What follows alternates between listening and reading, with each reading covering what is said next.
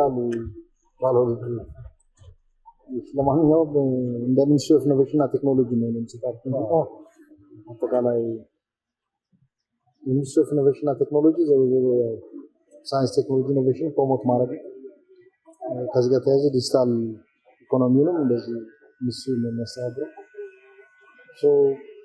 ያው ከተሰጡት ማንዴቶች አንዱ የፈጠራ ባህል ኢኖቬሽን ካልቸር ፕሮሞት ማድረግ ነው ፕሮሞት ከማድረጊያው መንገዶች አንዱ እንደዚህ አይነት ስቴም ኤጁኬሽኖች እንዲበረታቱ ውድድሮች እንዲኖሩ ማድረግ ነው ብዙ ውድድሮች እንደዚህ አብረናቸው የምንሰራቸው አሉ ከነሱ ውስጥ አንዱ ዘንድሮ የጀመሩት ይመስለኛል ድጋፍ ከኛ ተደርጎ በእኛው መስሪያ ቤት የሚከናወን ያደረግነው ነው ሌሎች እንዲሁ አፍሪካ ሮቦት ሻምፒዮንሺፕ ከሌሎች እንዲሁ ስቴም ላይ ከሚሰሩ ተካላት ጋር እንሰራለን እንደ አጠቃላይ ዓላማው ይሄ ነው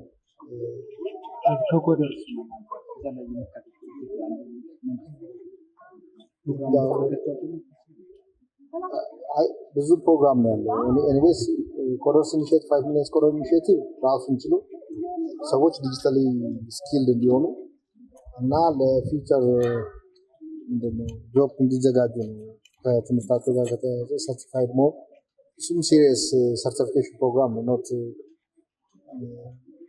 ዳስቲ ቢባል ግሎባል ሰርቲፊኬሽን ነውና it's not like ያወነስ ምናምን ፕሮግራም አይደለም ሰርቲፋይድ ከሆነ አንድ ሰው አድቫንስ ሌቭሎችን ደግሞ በራሱ ሰርቲፋይድ እየሆነ ስራ ኦንላይን የሚያገኝበት ሜተድ ነው ያኛው ቤዚክሊ አሁን የአውትሶርሲንግ ጆብ ተለምዷል እዚህ ሆኖ ኮድ ሌሎች ሀገሮች ማድረግ ይቻላል 5 ሚሊዮን ኮድ ኢኒሺዬቲቭ ቤዚክሊ ከዛ ጋር የተገናኘ ነው የሮቦቲክስ ውድድር ደግሞ እንደዚህ በተለይ ወደታች ወረድ እያለ ኬጂ ሃይ ስኩል ኤሌመንተሪዎቹ ምናምን የሸፈነ የሚሄድ ነው ቤዚክ እንትኑ ኤጁኬሽንን ወደ ፕራክቲካል አስፔክት ማምጣት ነው ወደ ፊውቸር ፕሩፍ የሆነ ጆብ እንዲፈጠር ቤዚክሊ የስቴም ኤጁኬሽን ሴንትራል ሮል መውሰድ አንድ ድሮ ክላስሩም ውስጥ ቁልቁል መደመር ኮምፒውተር ማድረግ የሚቻልበት ጊዜ አይደለም ፕራክቲካል ሃንድ ሶን የሆነ ነገር ያስፈልጋል ልጆቹ እንደምታዩቸው ነው አብዛኞቻችን በዩኒቨርሲቲ ደረጃ ማናቃቸውን ስኪሉ ናው እንደ ኮመን ላንጉጅ የወሰዱበት ትሬንድንም እያየን ነው ይሄ ኮመን ሆኖ እንዲቀጥል ስቴም ላይ የሚሰሩ የተለያዩ አካላትን በዚህ መልክ እንደግፋለን እና ፕሮሞት እናደርጋለን ከዛ ጋር የተገናኘ ነው ኢቨንቱ የተከናወነ እሺ እኔ ስሜ ሄለን አቢ ይባላለሁ የመጣሁት ከአይ ፎር ጉድ ኢትዮጵያ ፕሮጀክት ማኔጀር ነኝ መንግስቱ ወዳጄ የሲያትል አካዳሚ ስራ አስኪያጅ እና አይ ፎር ጉድ ኢትዮጵያ ዴሊጌት ተወካይ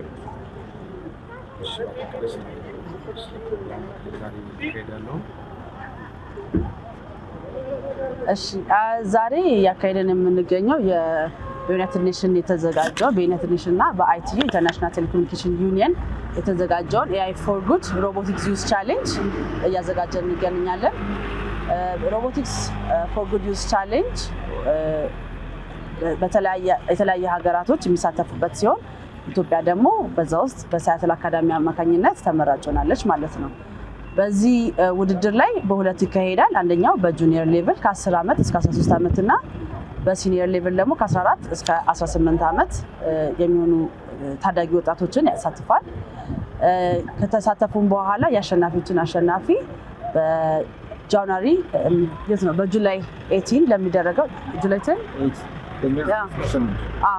ከጁላይ 8 እስከ 11 በሚደረገው ውድድር ጄኔቫ ስዊዘርላንድ ላይ ሄደው ከሌሎች 40 ሀገራቶች ጋር አብረው ኢትዮጵያን ወክለው ይሳተፋሉ ማለት ነው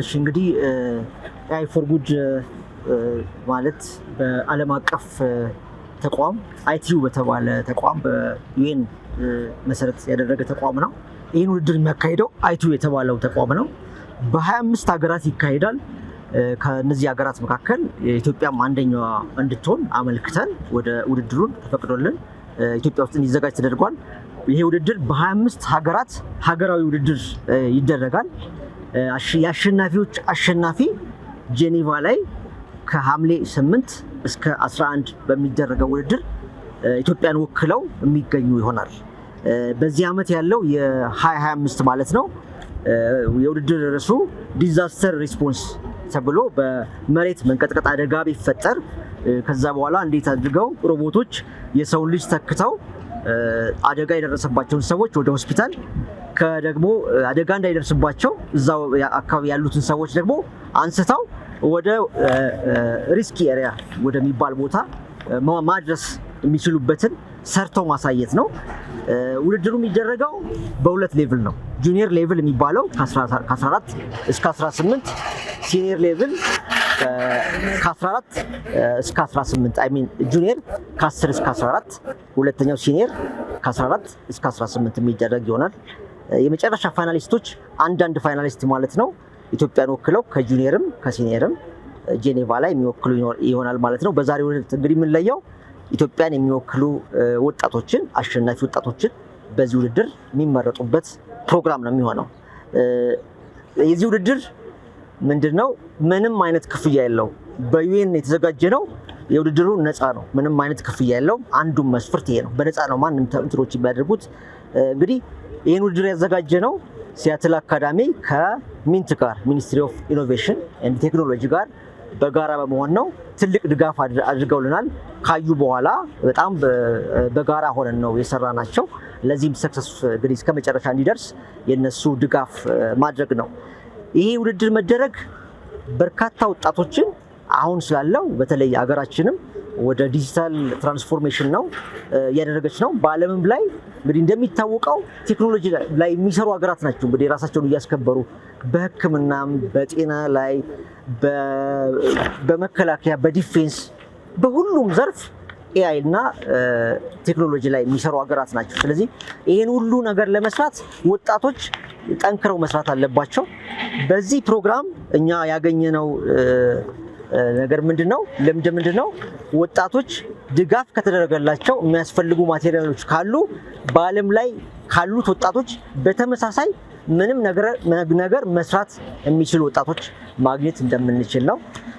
በዚህ ውድድር የተለየ ነገር ያጋጠመን አብዛኞቹ ተወዳዳሪዎች ሰልጣኞች በስቴም ፓወር ያለፉ ናቸው። ዩኒቨርሲቲ ተመራቂዎች አይደሉም። ሃይ ስኩል ኤሌመንተሪ ላይ ያሉ ስቴም ፓወር በተባለ ተቋም እየተማሩ ያሉት ናቸው። በዚህ ውድድር ከደብረ ብርሃን መጥተዋል፣ ከባህር ዳር፣ ከአዳማ፣ ከሁሉም አቅጣጫ እንግዲህ በሰሙት ልክ አፕላይ አድርገዋል። በተለያየ ምክንያት በትራንስፖርት በተለያየ ምክንያት ያልመጡ አሉ፣ ዛሬ የቀሩብን አሉ። ግን ያመለከቱት በሙሉ አፕሊኬሽናቸው ላይ ስናየው በስቴም ፓወር ያለፉ ወጣቶች ናቸው። ስለዚህ በዚህ አጋጣሚ ስቴም ፓወር የሚሰራውንም ስራ በእውነት እንደ ተቋምም በጣም ትልቅ ነገር ነው፣ ማመስገን እንፈልጋለን።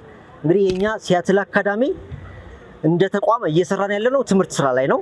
ስለዚህ እንደ ራዕይ የሚያስቀምጥ ነው ከአፍሪካም ብሎም በዓለም ላይ ተወዳዳሪ ዜጎችን ማፍራት ነው። ይህን ለማድረግ ደግሞ ምንድነው የሚያስፈልገው?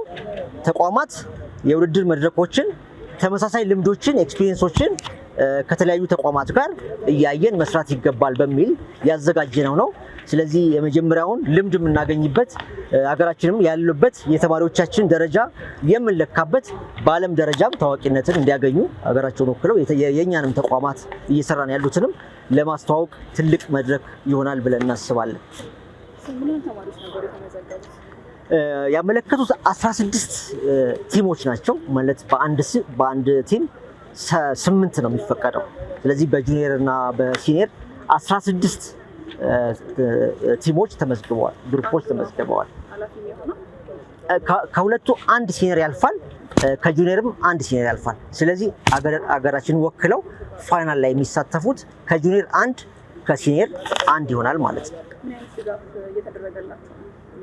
እንግዲህ ለልጆቹ ከስቴም ፓወር ከኛም ከጀመርን በኋላ ስኬታማ እንዲሆን የሚያስፈልጉትን ሮቦቶቹንም የተለያዩ መሳሪያዎችን ድጋፍ አድርገንላቸዋል።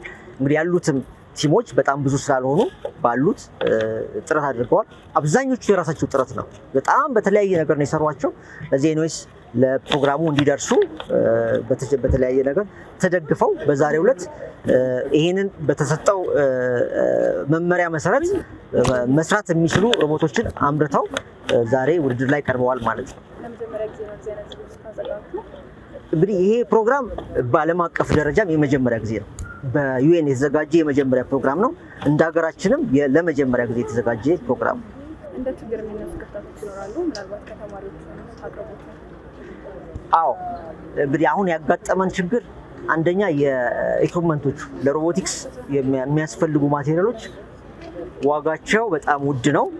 ሁለተኛ አስመጪዎችም በጣም ጥቂት ናቸው። እያስመጡ ያሉት በጣም ጥቂቶች ናቸው። ለልጆቹም ከዋጋቸው ውድነት የተነሳ ለማግኘት ትልቅ ፈተና ሆኖባቸዋል። አሁንም ድረስ የመጡ እስከ ጠዋት ድረስ እቃ እየገዙ ነበረ። እጅግ በጣም ፈታኝ የነበረው ይሄ ነው። ነገር ግን ከተሟላላቸው በዓለም አቀፍ መድረክ ላይ እንዳየነው ተወዳዳሪ ልጆች ናቸው። አሁን ባሉበት በቂ እቃዎችን አድርገዋል። ስለዚህ አሁን ባለው ብቁ ናቸው። በቀጣይ እንግዲህ ሐምሌ ላይ ነው ውድድሩ የሚደረገው።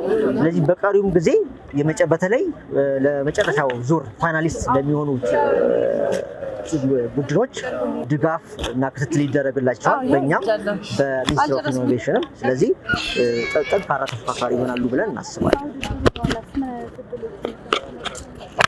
እንግዲህ በተባበሩት መንግስታት በተነገረን መመሪያው ላይም ባየነው መሰረት የተለያዩ ኔትወርኪንግ ኦፖርቹኒቲ ይኖራቸዋል። በዩኤን ኤጀንሲዎች ጋር ይገናኛሉ። ከተለያዩ ዩኒቨርሲቲዎች ትልቅ እዛ ቦታ ላይ የሚገኙ ዩኒቨርሲቲዎች ይኖራሉ። በርካታ ዩኒቨርሲቲዎች ማለት ነው። ሰርቲፊኬት ይሰጣቸዋል። ስለዚህ ወደፊት ትልቅ ደረጃ ላይ እንዲደርሱ ድጋፍም ክትትልም ለማግኘት አፕላይም ሲያደርጉ በርካታ እድሎችን ይመቻችላቸዋል። እንደ ተቋምም እንደ ሀገርም እየሰራን ያለነውን ለዩኤን ለማሳየት የምንችልበት መድረክ ይሆናል ብለን እናስባለን። እንግዲህ ማንሳት የምንፈልገው በዚህ ውድድር ላይ ከሽመልስ ሀብቴ ትምህርት ቤት የመንግስት ትምህርት ቤት የመጡ ተማሪዎች አሉ። እኛ ትምህርት ቤት ውስጥ ለ3 ቀንም ማታም እያደሩ ነው የሰሩት። ለነሱ የበለጠ ድጋፍ ሊደረግላቸው በመንግስትም ደረጃ ከደብረ ብርሃን ዩኒቨርሲቲ የመጡ ልጆች አሉ። የነሱም እቃ ችግር ነበረባቸው። እነሱም በጣም የሚገርም ነገር እየሰሩ ናቸው። ሌሎቹ እንደ ቤተሰብ ደግሞ ትልቅ ድጋፍ የተደረገላቸው ወጣቶች አሉ። እነሱን ማየት ችለናል። ስለዚህ በመንግስትም በተመሳሳይ እድሎቹን እየሰፉ ቢሄዱ ጠንካራ ልጆች ለሀገር የሚጠቅሙ ትልቅ ፈጠራ ለሀገራችንም ለወገናቸውም ለራሳቸውም ጠቀሜታ ሊውሉ የሚችሉ መስራት እንደሚችሉ አይተናል። ያም በጣም አስደስቶናል። መልእክት እንግዲህ ይህንን ድጋፍ ላደረጉልን ለሚኒስትሪ ኦፍ ኢኖቬሽን ኤንድ ቴክኖሎጂ ከጎናችን በመሆን እዚህ ደረጃ እንድደርስ ስላደረገን እናመሰግናለን። ወደፊትም አብረን እንሰራለን። እናመሰግናለን።